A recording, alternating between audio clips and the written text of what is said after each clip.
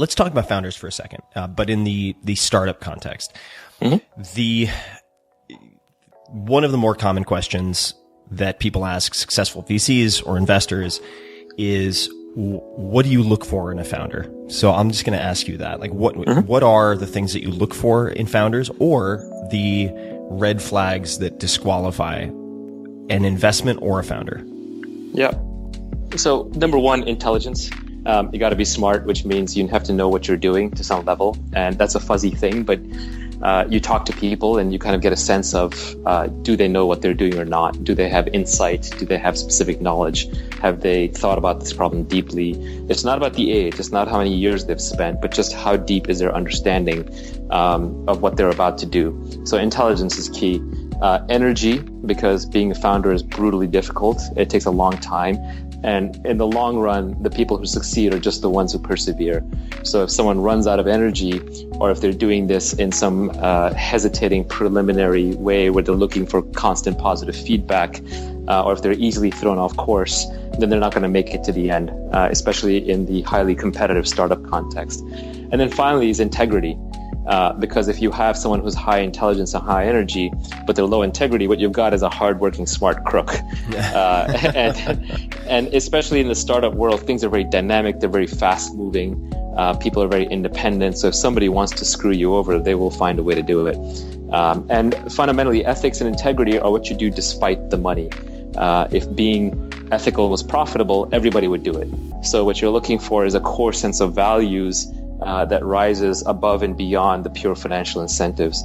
So for example, if I'm talking to a founder and they offer to do something that is slightly unfair to another shareholder or employee or founder in exchange for making me happy, that's a red flag. Because if they can do it to them, they can do it to me. For sure. And integrity is the hardest one to figure out because it requires longitudinal relationships. Meaning long term. Exactly. So I've just become more hyper aware of that piece as time goes on.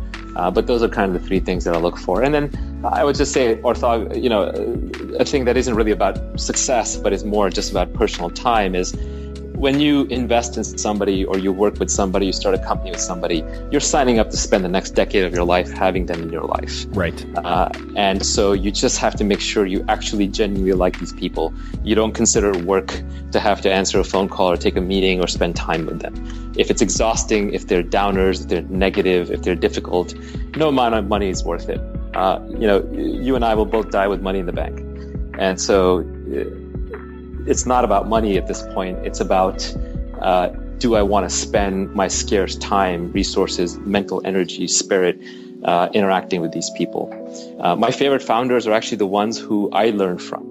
So every time they call me up because they need help with something, I jump on it because I know that walking around the block with them for an hour, I'm going to walk out much smarter. Who are some that come to mind just offhand, recognizing that there are many others you could name? Oh, there are tons. But just to give you a very recent example, there are these two basically kids, Corey and Michael, who started this company called One, which now runs a product called After School.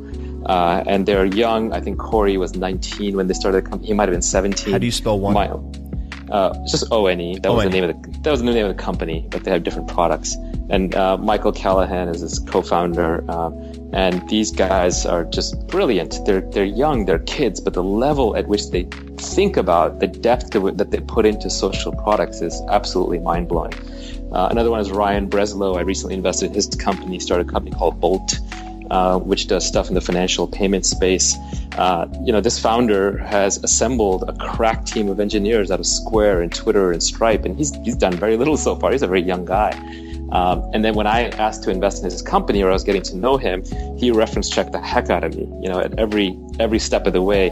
Very professional, very quick, very thorough.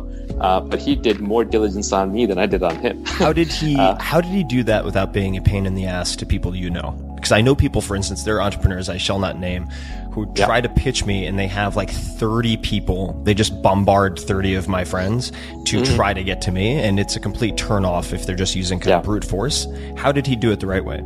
It wasn't brute force. He asked me for references. He also did his own back channel. He was very quick. He was very transparent.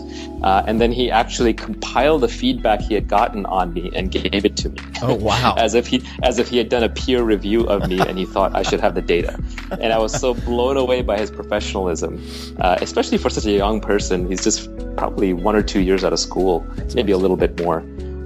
So it's just certain people, certain entrepreneurs, you get the feeling that they really care about what they're putting together. Every early move that they make, they consider it as they're putting bricks in the foundation of a skyscraper that they're going to build. And you can see that right away. A founder who comes barreling in, decides very quickly, treats it like a flip, says, well, if I get a good offer, I'll sell this thing, or I'll do whatever's pragmatic to make money. Those founders are not in it for the long haul. And you learn very quickly that all the returns in this business are made with the huge, huge outcomes, at least for an investor. And so you start becoming hypersensitive to these founders who actually apply care and are very meticulous about how they go about things.